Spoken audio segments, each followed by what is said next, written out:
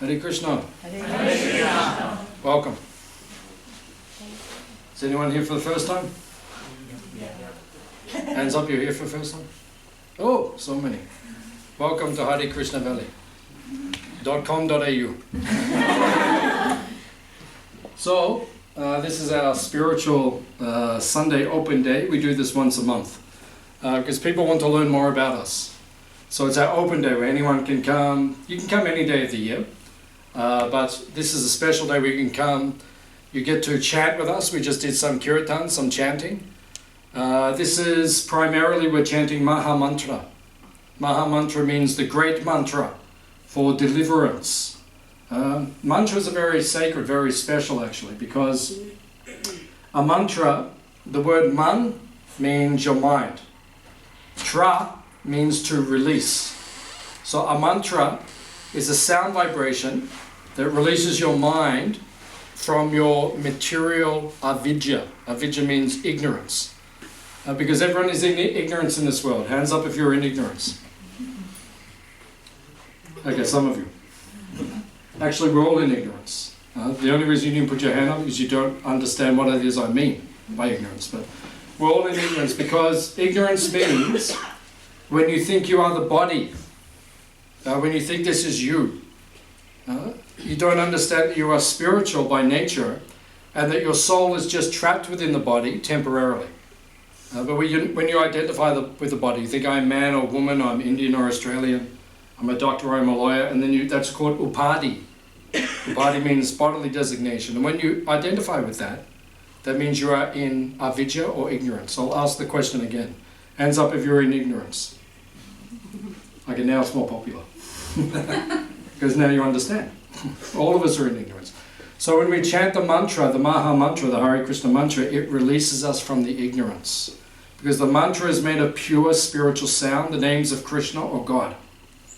And when you chant the names of Krishna, it's made of pure spiritual sound and it releases you from your ignorance, brings you back to your spiritual realization of who you actually are. In other words, it gives self-realization and Krishna consciousness, God realization simultaneously. So it is very powerful. So that is why we do kirtan. So now you've joined with us, you did kirtan, that was very nice. So we invite people, come here, it's our open day, you can do kirtan with us, you can chant with us. Our motto is chant and be happy. Hands up if you felt happy during the kirtan. Okay. If you didn't put your hand up, I'll give your money back. Okay. Because the kirtan works. It makes you feel happy. When you chant, you'll feel happy. Someone said to me before, actually, they said, you look happy. As they arrived here, they looked at me, they said, you look happy. And that is because we do the chanting every day. We're doing this every day. So we invite people to come and join us, and it will make you happy. And now, we will have some Bhagavad Gita philosophy. We will discuss some philosophy from the ancient Vedas, the ancient teachings of India. The word Veda means, what does Veda mean? Ved.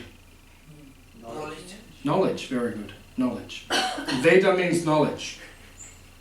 So the Vedas are the ancient books from India which speak about spiritual knowledge. How to live in this world. Just like when you buy a vacuum cleaner, you get an instruction manual. And what's the instruction manual for? So you know how to use the vacuum cleaner. Did you ever buy something, you didn't read the instruction manual and you broke it? Hands up, you ever did that? One person, okay, 2 people, 3 people, very honest, very good. The rest of you are very intelligent, you read the instruction manual. So the Bhagavad Gita is the instruction manual for this world, because Krishna spoke it.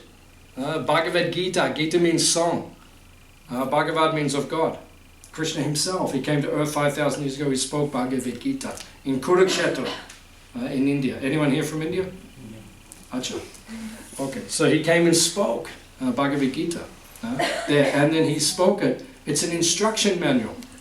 How to understand your spiritual nature, your spiritual essence, and give up your ignorance or your understanding that you are the body. To come above those things and to understand your spirit. So this is what the world needs right now. Because you see all over the world, people are fighting and they're doing all sorts of, not like Israel and Palestine, there is a conflict. Ukraine and Russia, there is a conflict. You know why there is a conflict between these countries? Because they're not reading the Bhagavad Gita. I'm serious, right? Because last year I was at a retreat in India. And before the retreat, we were all getting ready for the retreat. So we're helping cleaning and getting ready. And there were people, Hare Krishna devotees from Palestine, Hare Krishna devotees from Israel, and everyone was working together beautifully. Why? Because they read the Bhagavad Gita. And what does it say in Bhagavad Gita? Deheno sminyata dehe kaumaram yovanam jara. Right? You are not the body. You are the Atma, the soul. So they don't think I am Israeli, I am Palestinian. They think I am the spirit soul. So we're all the same. We're all equal. It's not that one is better than the other. You're from, we draw an imaginary line on the earth. There's no line there anyway. And if you're born on that side, you're from Palestine. You're born on that side, you're from Israel. It doesn't even make sense in the first place. And now that means we have to not like each other and fight. That doesn't make sense. That's called avidya, ignorance. So when you read Bhagavad Gita, you'd say, I'm not from Israel, I'm not from Palestine, I'm spiritual, and we should not fight together. We should love each other. As Bob Marley said, one love, one nation. So we should be like this. So that's why we're teaching this Bhagavad Gita philosophy. So we ask people to come here to Hare Krishna Valley. It's our open day, and we'll share our philosophy with you. And if you like it, you take it home, you practice it yourself. And if you don't like it, then I think you'll like it anyway. But if you don't like it, that's okay as well. But if you do like it, then practice something. And then it will make changes in your life. Just like people in this world, sometimes they feel depressed. Right? Depression's a big thing. I was hearing yesterday. Someone, my mother-in-law, she works in the health industry. And she's telling me the rise in mental health is getting bigger and bigger. People are feeling depressed. So what is the remedy for depression? Right? It is not medication. Right? It's chanting Hare Krishna. Meditation. And meditation. Meditation is good. But even more powerful is chanting Hare Krishna. It will reverse your depression. Because when we chant, we put our hands in the air like this. You see like the Panchatattva in the pictures. They have their hands like this in the air. When your hands are like that, that is antidepressive. You can't feel depressed when you're walking around like this. Alright, so if you're not feeling very good, you just put your hands in the air, dance around your kitchen table and say, Hare Krishna. If it doesn't work, I'll give your money back. Okay? And if it does work, you can do it. No problem. It works. I can say because I've been doing this for many years, it works. Sometimes if you come here, you'll see me dancing around in the paddock, just like this. Hare Krishna! Hare Krishna! People think I'm a madman. No, it is antidepressive. Antidepressive. We know so many things, how to cure these things. But people are not listening. Everyone listens to this these days. This is your guru. Whatever your guru says, I will do it. I will do it. Oh, my guru says, go here, do this, do this. If the guru says, stand on your head, you'll do that as well. Right? So you have to be careful who you listen to. So we listen to Bhagavad Gita, we listen to Krishna, God himself. If you do that, you will not get depressed. You will feel elevated in your consciousness. So that's why we have the open day, so people can come here, they can learn about these things, and then you begin to practice it, you'll also feel benefit from it. Money back guarantee. We give you this. Then, on top of this, can you just speak to those people who just walked in? Then, on top of this, then afterwards we have prasad. Prasad means spiritual food. Hands up people like Hare Krishna food. Yeah, everyone likes it. That's the problem, people like it too much. I got here 18 years ago, I was skinny. Why are you laughing at me? Indian people, they call you fat, they don't mind. I don't like that. When I got here, I was skinny. But the Hare Krishna food is too good. And sometimes I eat a little bit too much. Not all the time, but sometimes a little bit too much. 1 pakora, 2 pakora, 12 pakora. As you like. But we take this, but the food is spiritual. Spiritual food. So it means that when you take the food, the spiritual food is called prasad. You know this because you're from India, you know prasad. But when the food is offered to Krishna, offered to God first, it becomes purified, blessed by him, by God himself. And then when you eat it, you become purified yourself. You become enlightened. Just by eating spiritual food, you become spiritually enlightened. And it's so powerful, this process. It's so easy here. This is what we teach everyone. Solve all the world's problems. Chanting, little bit of philosophy, spiritual prasad, enough. And then after prasad, we'll take everyone to the Goshala. Now what is the Goshala?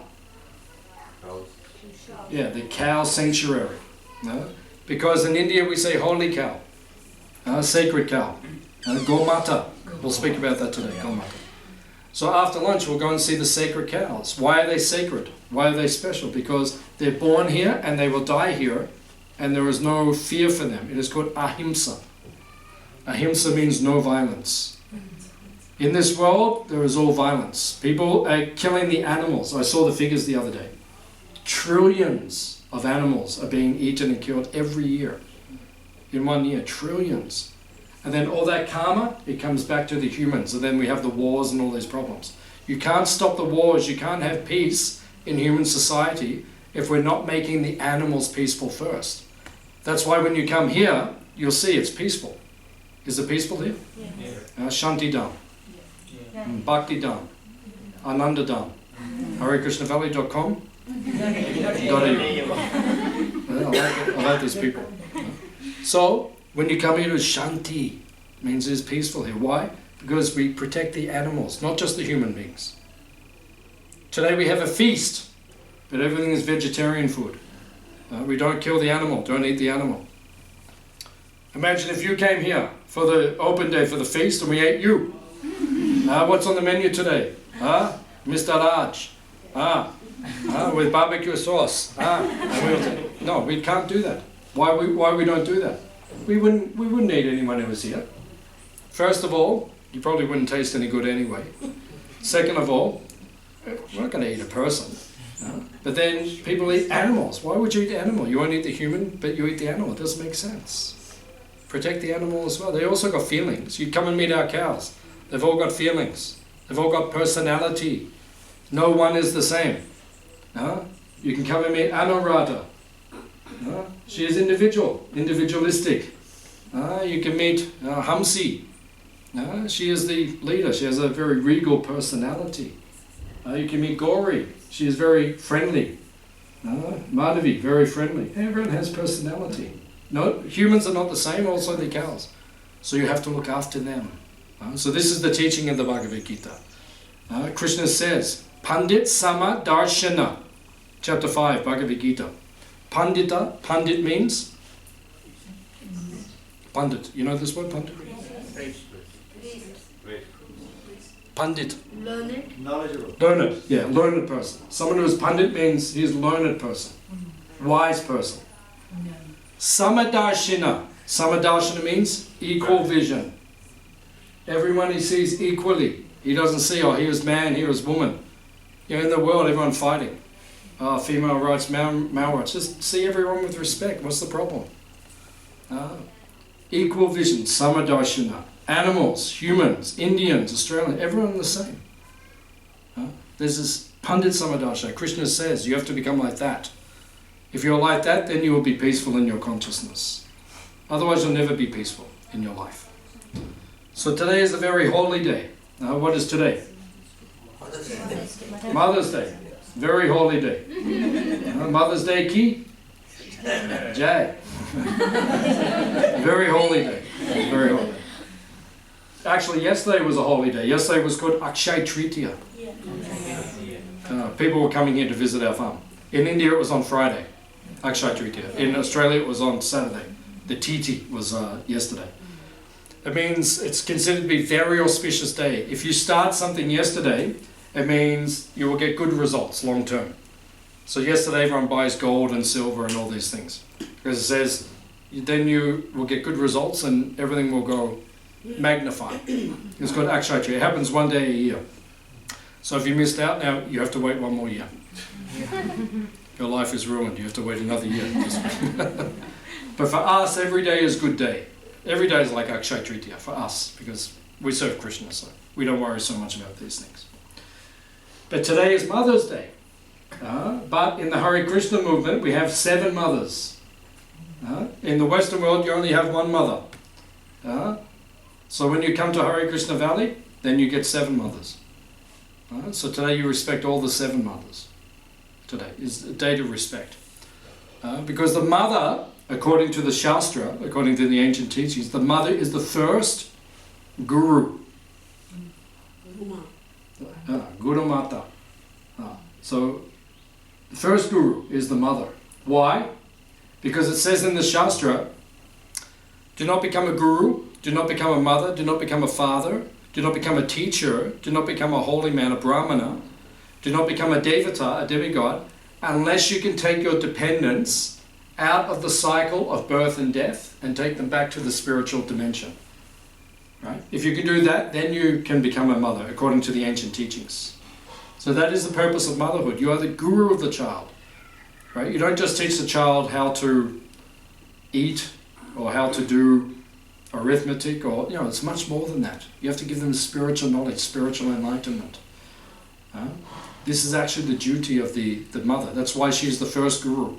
That's why we offer respect to the mother, because she looks after us in every way. This afternoon I'll go and see my mother, because I owe her so much. First 6 months, 12 months, 5 years, 10 years of my life, she did everything for me.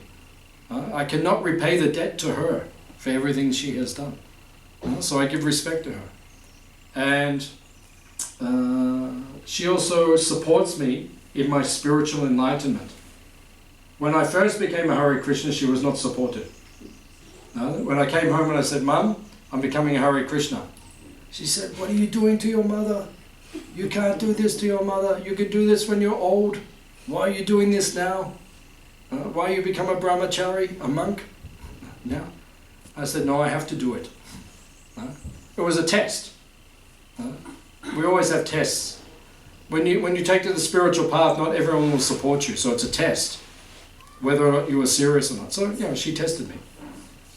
But now, she says the opposite. I was speaking to her a few years ago. She had breast cancer. She recovered. She's okay, but she had breast. So, we had some deep conversations together at that time. And she said to me, she said, don't stop what you are doing. In the beginning, she said, don't do it. But now she said, don't stop doing it. She calls me the insurance policy. She said, because you are spiritual, we are all looked after. So now she said, don't stop doing it. And now she's been to India with me. She chants herself on beads, and she's vegetarian. So she does all these things now. So that's why we offer respect to the mother, because she is our guru. But there are another 6 mothers. Who are the other 6 mothers? Mother Earth. Very good. Mother Earth. Mother Bhumi. She is also our mother. Bhumi. In India we say Bhumi. In Australia we say Earth. In India we say Bhumi. In Australia we say Earth. It's the same thing. Just like the sun, in India you say Surya. In Australia we say sun. In France they say soleil. It's all the same. Just there's only one sun. It's not like there's a French sun, an Indian sun, an Australian sun. There's only one sun. But we just call it different things, that's all.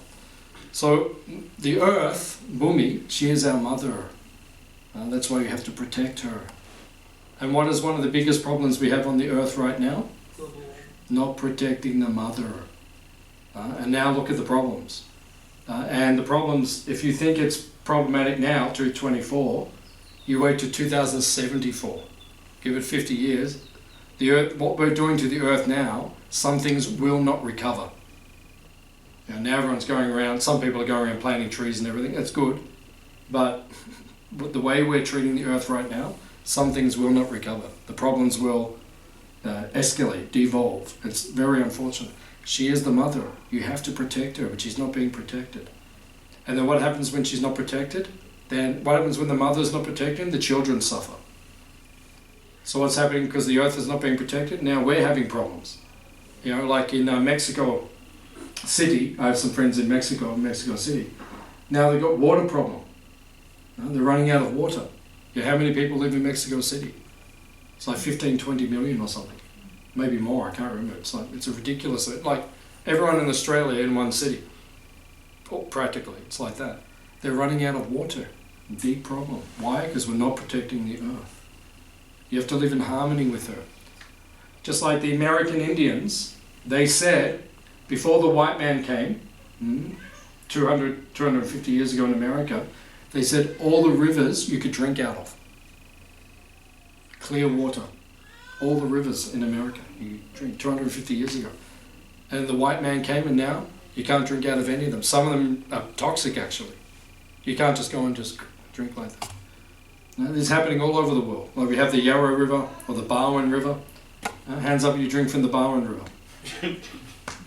Why are you laughing? Hands up, do you drink straight from... we wouldn't even do it now. Imagine you go down Geelong, right?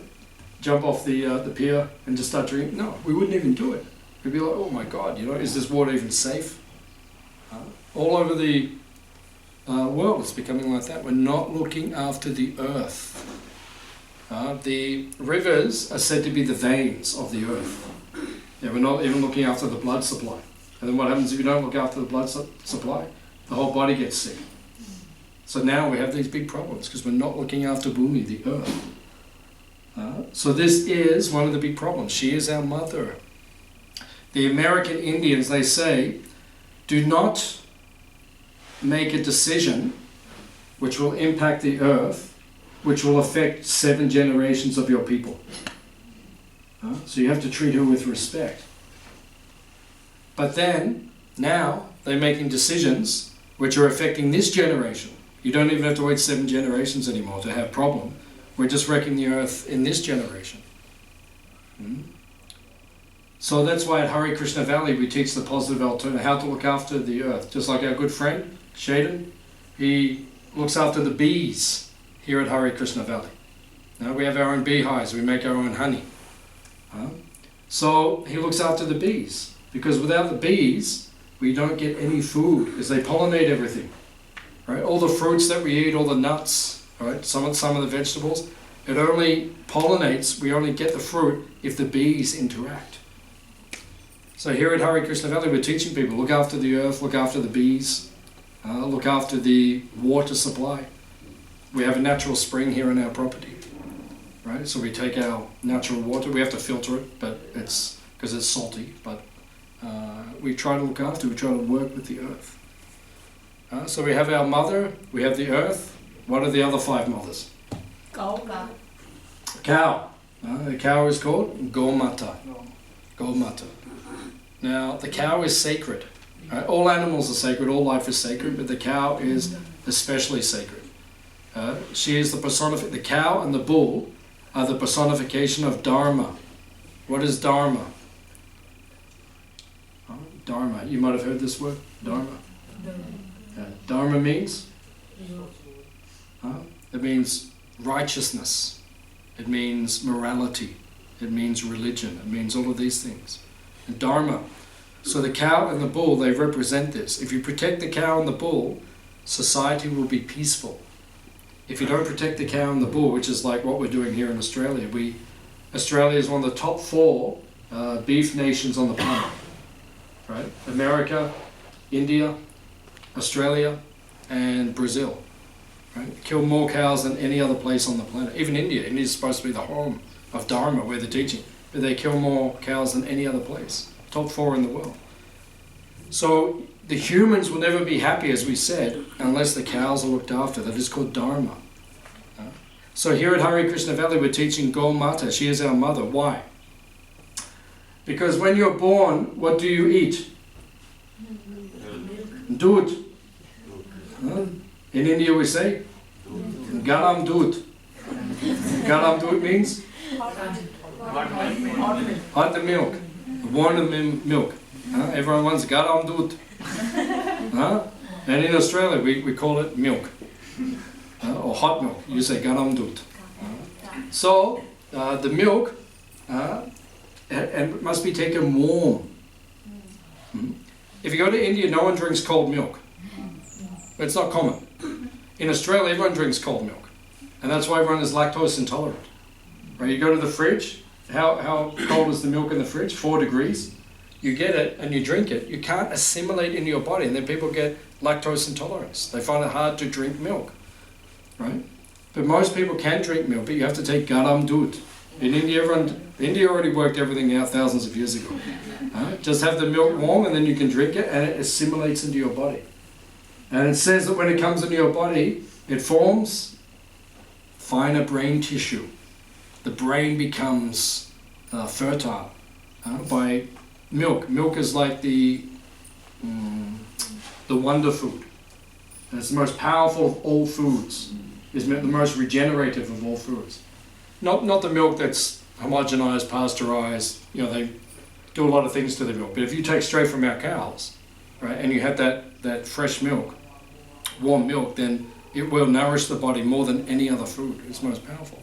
So when you're born, that's all you have, garam dud. Your mother gives you warm milk. 3 months, 6 months, 1 year, 3 years, 6 years. Anyone have for 10 years? No. No? No, it gets a bit much. Your mother wants a break. Just like my wife, she breastfed my daughter for 3 years. But then she said, okay, the shop is closed. Yeah, enough. He said, that's it. But then who takes over after that? The cow. She gives the milk. So she's the mother. Because the milk is the most nutritious of the foods. Sometimes people say negative things about milk, but that's because they're drinking it cold, you know, from their refrigerator, 4 degrees, and you know they do so many things to the milk before you get it. But if you have natural milk, actually, it's a very powerful food. It's a very nutritious food. It actually makes the brain very fertile, and that is necessary if you want to understand spiritual things. So that's why the cow is considered the mother. And she's personification of Dharma. So if you treat her peacefully and respectfully, after lunch, we will go to the Goshala, you can meet the cows.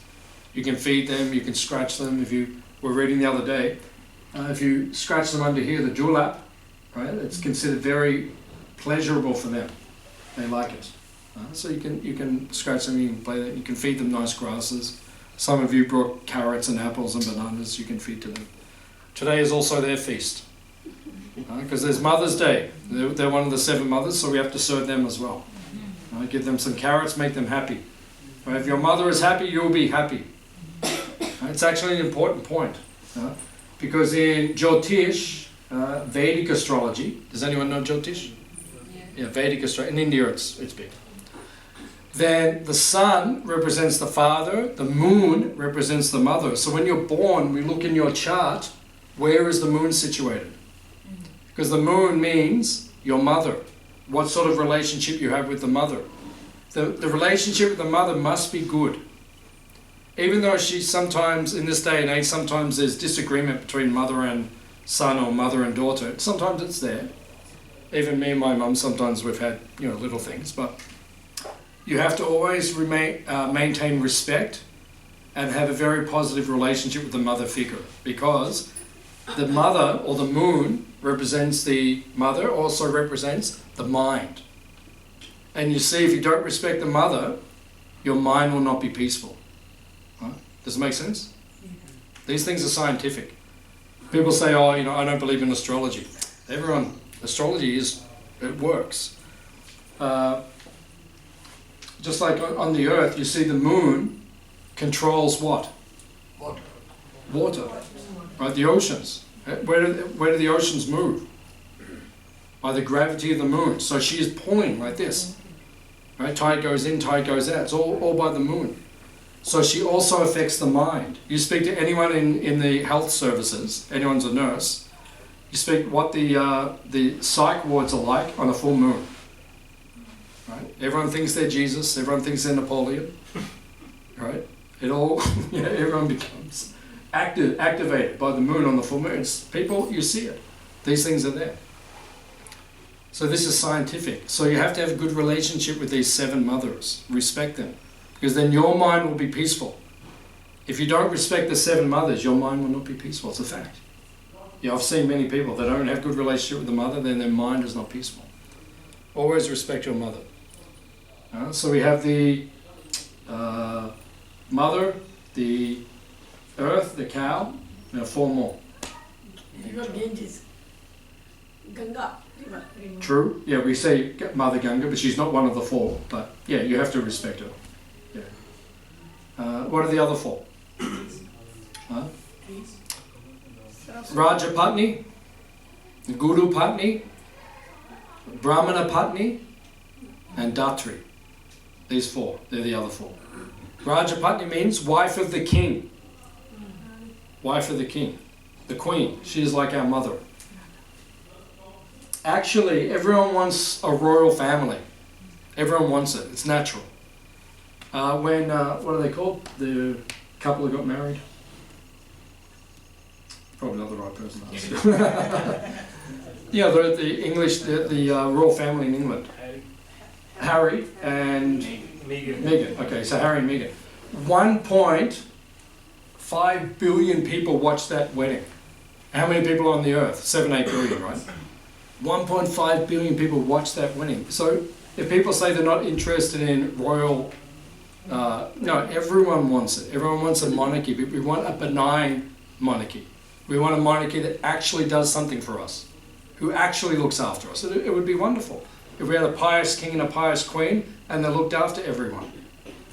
You know, just like we have poverty on the earth. Why do we have poverty? Because the governments cannot manage. There shouldn't be any poverty. There shouldn't be 1 in 8 people every night on the earth go to bed hungry. That is mismanagement, because there's enough food for everyone. If someone's going hungry, it means the government is not managing that everyone gets the food. That's all it is. So we want good kings. We want good queens. So if there is a good king and a good queen, the queen is also your mother. Just like we say, the queen mother. The Elizabeth's mother, we call her the queen mother. Like that. So that's natural. People want these things. So she is one of our mothers, one of the 7 mothers. So in Australia we have, what's the Prime Minister's name? Anthony Albanese? Is that the Prime Minister? Yeah. Anthony Albanese. So his wife is your queen. So on this day you should go to Canberra and you should say, Mataji, I offer respect to you. You are my mother. You are my, give her respect. Yeah. We should do that, but it's not, maybe she's not acting properly, I don't know. I don't know much about that family. So that is the mother, the earth, the cow, the wife of the king, and then the wife of the guru, Guru Patni. So I have a guru. So if your guru has a wife, my guru was a monk. My guru has passed away, but he was a monk, so he was not married. But if your guru does have a wife, then the wife of the guru, she's also your mother, because she will teach you. She'll give you spiritual enlightenment. So she's also one of the 7 mothers. Then the Brahmana Patni. Brahmana means the holy man. So his wife is also, she will teach you also. So she is also your mother. And then Datri. Datri means the wet nurse. In the old times, especially in the royal families, sometimes they had nurses. It was even prevalent 100 years ago, 200 years ago, even in Europe and places like that. There would be nurses who sometimes would breastfeed the baby. We call wet nurse. So I think you know about this concept. You've heard of it, right? It's not so prevalent now, but it was there previously. So she was also considered one of the 7 mothers, because she would also look after the baby like her own child. Especially in the royal families, these things were common. So these are the 7 mothers. So here at Hare Krishna Valley, it is Mother's Day, but we have 7 mothers. So we honour all of the mothers. We honour all the mothers who are here. Just like Maggie is just about to give birth in a few months. So a pregnant woman is very auspicious. It is Mangala. So please bless her that she will have a beautiful, beautiful baby. And today is Mother's Day, so we honour all of the mothers. Our natural mother, the earth, the cow, the wife of the king, Anthony Albanese's wife, the wife of the Brahmana.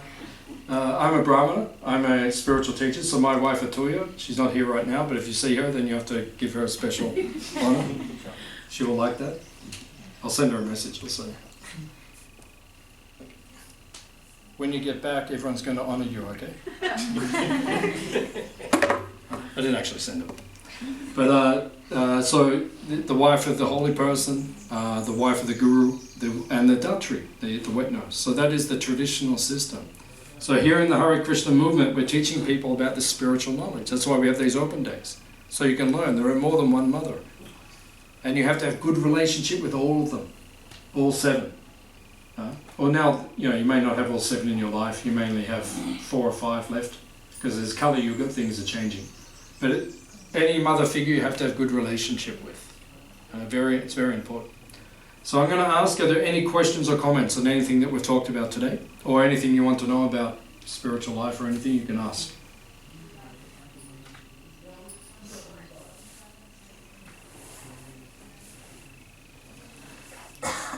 Any other questions? Anything you want to know about anything we spoke to, or anything about spiritual life? You want to ask something, you can ask also.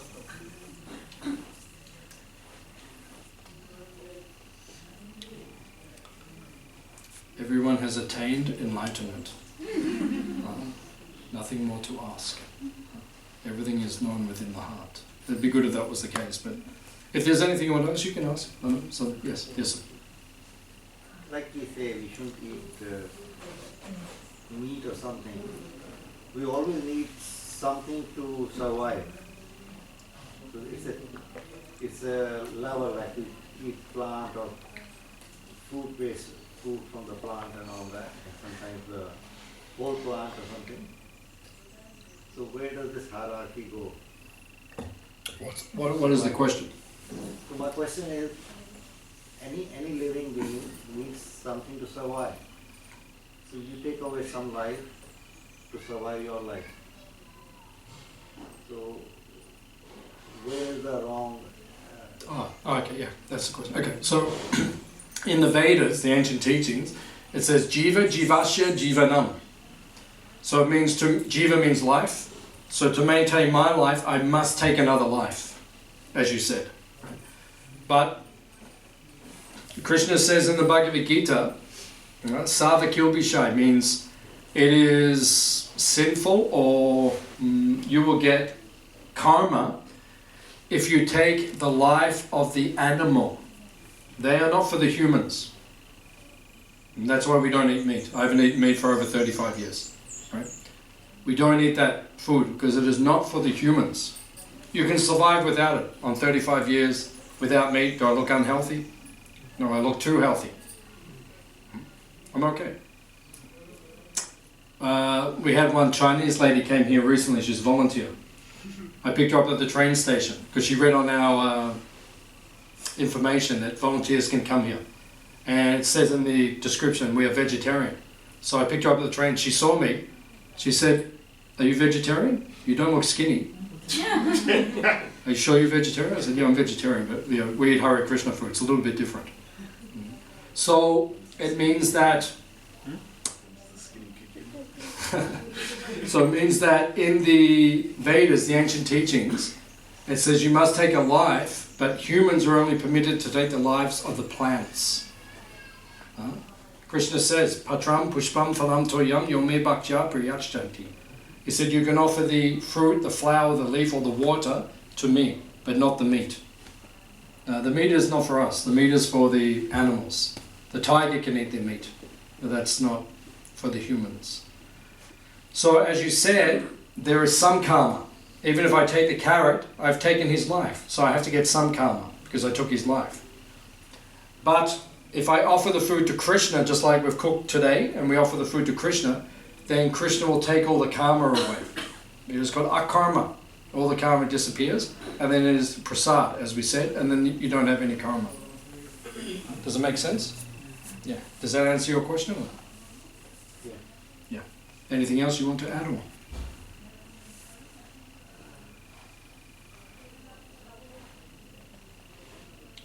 I think anything you take away from somebody, that person's, that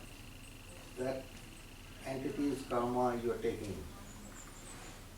You're taking his life, not his karma. Now, what it means, if you kill the animal, animals don't have karma. If someone is an animal, that means they were a human in the previous life, but they did not use their human life properly, so they got born as an animal. So animals don't have karma, that is their karma. The soul, as a human being who doesn't act properly, becomes animal or fish or insect or plant, or like it goes down into the lower species where his consciousness is covered. And then naturally he will evolve back to being a human. As a human, you have a choice how to act. Right? So as a human, then you can act properly. And then you can choose whether your consciousness goes up or your consciousness goes down. So if you're a human, you're eating meat, then you have to take the karma. Maybe in your next life you'll become a tiger, and then you can eat meat all day long. The tiger life is not so good. They have to sleep outside.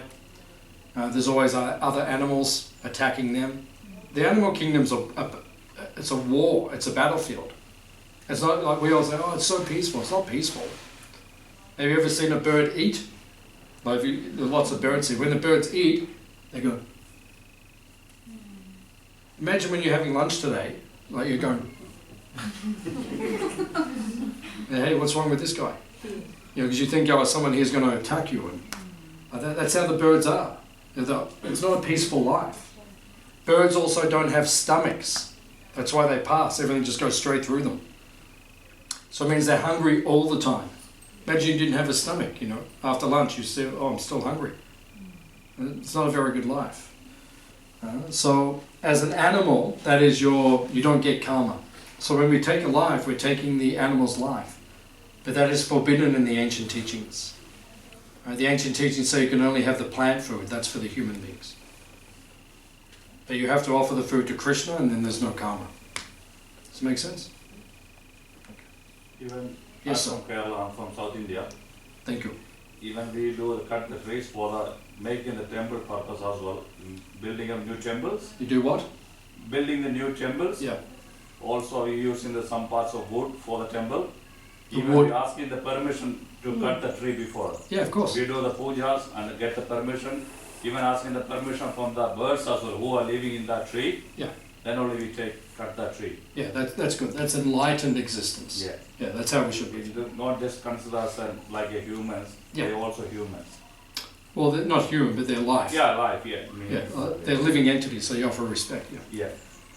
Yeah, because at this point in time, the forests around the world is one of the biggest problems on the planet. Deforestation. They're cutting down too many trees. But you know what they use so much of the trees for?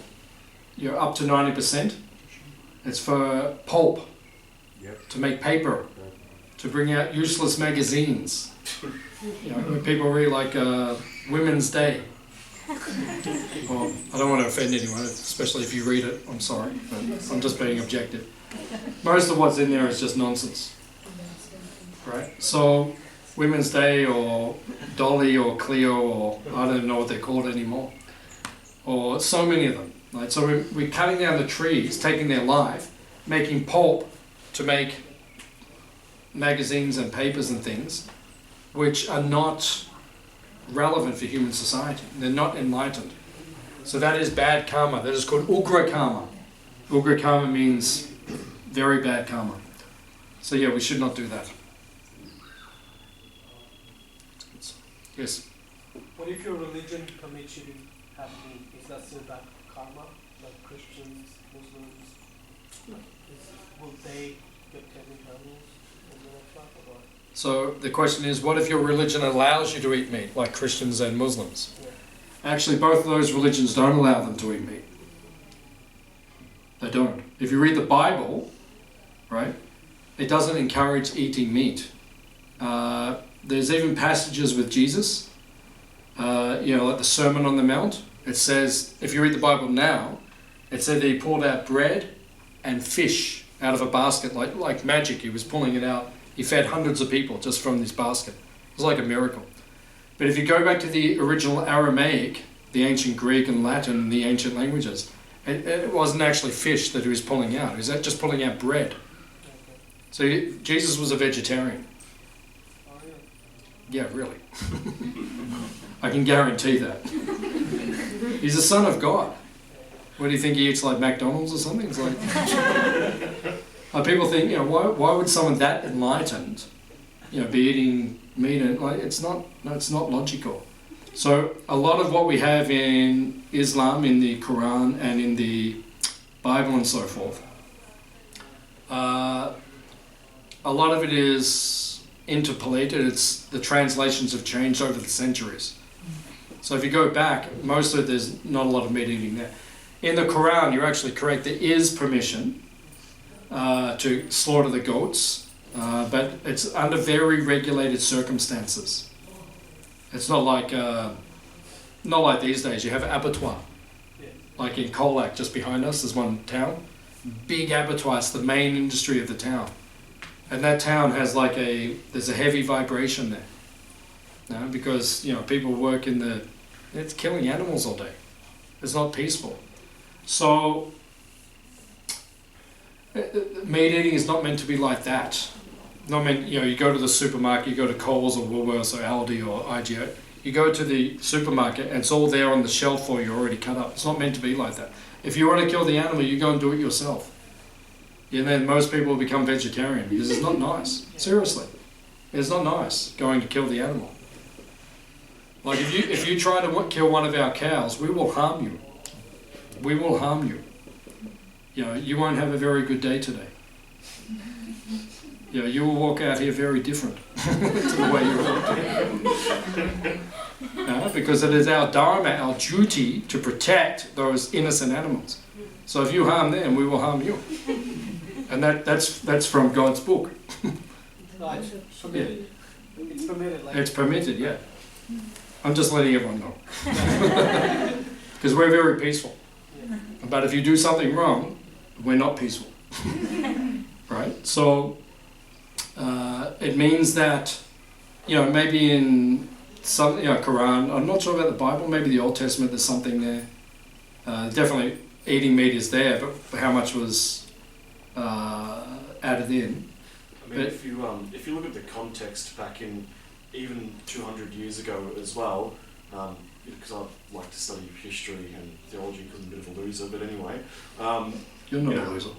Eating meat in general was extremely seasonal. Most people wouldn't even eat meat weekly, let alone monthly. So the going back then, the consumption of meat in general was much less than it was today, which would have had much of a less impact to the environment, let alone your own mentality and karma as well.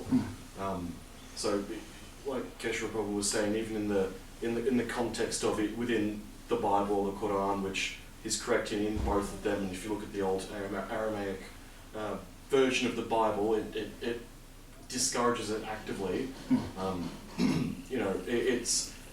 The context of slaughtering animals was in essence for extreme survival purposes. If you think about back in the day when people lived an agrarian society, the bull was the one to plough the fields. If you tried to plough a field, there's one back there, try ploughing that up by hand, you're not going to have a very fun day. So the bull, nowadays we just kill the bull, unfortunately, but back then the bull, because they're strong, they like to work, they like to play, and they enjoy pulling the plough and hauling things and everything as well, because that's how they get their energy out. So even the male, the bull who doesn't produce milk, for example, was still extremely respected, and not only respected but necessary to keep alive. In medieval society, even in Europe as well, it was considered a tragedy to even kill a cow, unless extremely necessary, if a very bad winter and you were starving, But aside from that, most animals, generally speaking, were kept alive and looked after. They were part of the family. They even slept in the same household in some circumstances as well. Yeah. So like maybe lets the cows in to sleep with them sometimes. They would like that. Yeah, you can let Nanika come in there. So yeah, it's not, generally when we say religions that allow eating meat, actually if you go back to the origin of the religion, Jesus was not a meat eater like that. So it was not, historically there's a lot of things which have been played with over time. like that. So it's not, it's actually, there might be a few references there. Even in the Vedas, there's a reference to eating meat if you want to do it, but you have to do it yourself. Okay. You can't just pay, someone down the road and then just go and buy it. No, it's not like that. And in the Vedas it says, if you kill the goat, you have to whisper into his ear, I am taking your life, but in the next life you can take mine. Okay. And if you're still going to kill the goat, then you're really, Yeah. we call you Puggle Bubba. means you're a mad guy. If you have to go and say to someone, I'm going to, I'll kill you, but you're going to kill me next. Like, doesn't even, why would you do that? Yeah. Prabhuji, So yeah. and hasn't we seen the consequence of how we said that there is increase of meat eating in forms of cancers and the reciprocation Yeah. of commercialization and eating meat and advertising and not considering that as a dead animal but a food, and the consequences result into health with cancers, colon cancers and all those that are on increase. Yeah. So we do face the karma in this life as well, besides. Yeah, very good. Yeah, the average American male has 1 pound, which is like, say, the size of a block of butter, like a whole big 1 pound of rotting flesh in his bowels by the age of 40. Right? So if you're eating meat, meat doesn't pass through your bowels. So it's all sitting in there, right? And you know what meat does when it's sitting around? Rots. Yeah, rots, and it causes disease. So that's where cancers and things are coming from the colon. I mean, you can get it when you're vegetarian as well. But if you want to increase your chance, just go and eat meat. And plus the meat industry destroys the environment. Like in Colac, all the runoff after they kill the animal, the blood and everything goes into the lake. There's a lake there in Colac. So it means the lake's completely polluted now. That used to be a good lake. You go back 100 years ago, 200 years ago, that lake the water would have been quite pure. But now it's full of pollution. I think a good example of that in this day and age as well is India. Especially some of the older ladies here would probably remember, 50, 60 years ago in India it was much different compared to now, where westernization is coming into play, where I remember reading statistics that over 70% of people in India going back 50 years ago, 60 years ago were vegetarian. Now it's much less than that, and some states are very high still. Gujarat's probably still very high. Yes, some are very high. But generally speaking, some states are low. Now it's you go to India every year, you can see how the process of westernization and exploitation of natural resources has affected it. Yeah. All the old photos and paintings, it looks absolutely beautiful, and now materially speaking, it's a bit different. Yeah, big problems. Big problems. So if you want to solve your problems, you come to harekrishnavalley.com. TK. Okay. Any other questions?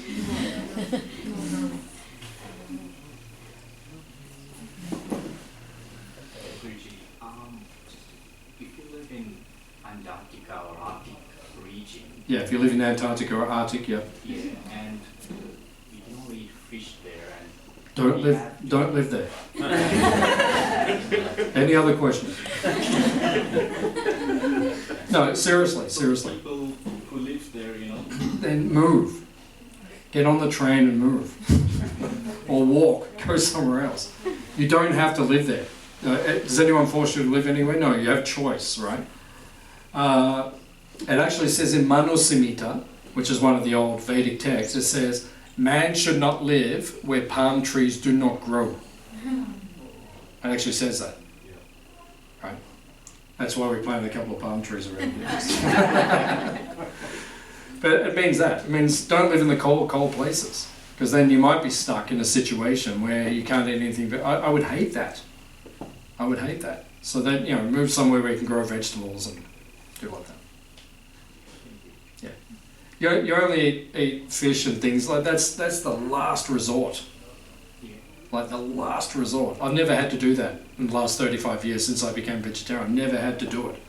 you know, if I was stuck out in the middle of, you know, some desolate place and there was nothing else to eat, yeah, I'd eat fish or something like that, but, you know, that would be the last resort. Generally, we have choice. You don't hear about a lot of people moving to the Antarctic or moving to the Arctic. Why are you going to live there? Nothing. You can't grow anything. Right? People don't even know how to hunt anymore. So it's, you know, it doesn't really work. Space research organizations, What's it? like NASA, you know. NASA. Yeah, they have something going on there. Researchers, so they have. What are they researching? Go down there, it's all ice. What are they researching? Oh, there's lots of ice here. We already knew that. What's their research? They waste a lot of time researching all sorts of things. You know, anyway, I won't go into too much, but yeah. The science is, these days everyone's really into science. Like, you hear on the radio, if a scientist says something, everyone's like, well, what did they become like the gurus. But they change their theories every couple of years. So they're not even sure exactly what they're talking about. Right? So now it's become like the scientist is like the guru, and they have and everything the science is telling us, they're just discovering things which are already known. Like, who was it discovered gravity? Was that Newton? Right? That's gravity, right? So he put an apple, right, and the apple fell down and he said, oh, that's gravity. We already knew that. Right? Apples fall. That's, you call it, oh, that's gravity, the law of gravity. We already knew that. The science is just discovering things which are already there. And if you go to the Vedas, right, it's interesting because if you go to the third canto of the Bhagavatam, for example, it talks about the atom, and this is going back thousands of years, well before science was prevalent. It talks about the atom, how things were created from the atom, what is the atomic process. It Jyotish, astronomy in India. Modern astronomy is still based on the ancient Vedas. They worked that out 1,000 years ago. They could tell you exactly where the sun was going to be 1,000 years from now, to the second. So they're just rediscovering things which were already there anyway. Science has a place, but sometimes it becomes overrated or people put too much faith in it. And up until about 1,000 years ago in England, science and religion were one. Right? If you studied science, it was to understand God. And we understood that science comes from God. So it was one thing. And then over the years, there were certain queens in England, and they broke apart science and religion. So now it's seen as like two different fields. Or you can't be religious and scientific. It's like it's opposed, but actually it's one thing. Science is just to teach us things or to substantiate things which are created by someone higher than us, that's all. So science has a place, but when people NASA they spend billions of dollars going down to the Arctic and so forth. What for? Yeah, we've got real problems here on the part of the earth that we are inhabiting. We've got real problems at the moment. They're spending billions of dollars. Like in Sweden, underground, they built this system where they were going to smash the atom. It cost $3 billion. And they set the atoms around, spinning around. It was like this 3 kilometre, I think it was, network underground. $3 billion just so they could smash the atom because they wanted to discover the God particle. So that changed all of our lives. Now our lives are so much better. Isn't it? It's like, what are they doing with all these things? What's this research actually for? Sound like electricity. Yeah, I mean, electricity was, look at the discovered electricity. Has it made life better? Yeah, didn't it? It's better in one level because, you just turn on a switch, you don't have to light a lamp. I mean, everything's quicker and easier. But that electricity we're using right now is coming from Gippsland, where there's people shoving coal into ferns and we're polluting the earth. So we're creating all these good things through science, but then There's a side effect to it. yeah, it doesn't always work up the best. I mean, society was going pretty well without electricity for thousands of years. I mean, it's handy, but also it's damaging, you know. So we have to think about these things very carefully. Okay? Okay. Any other question?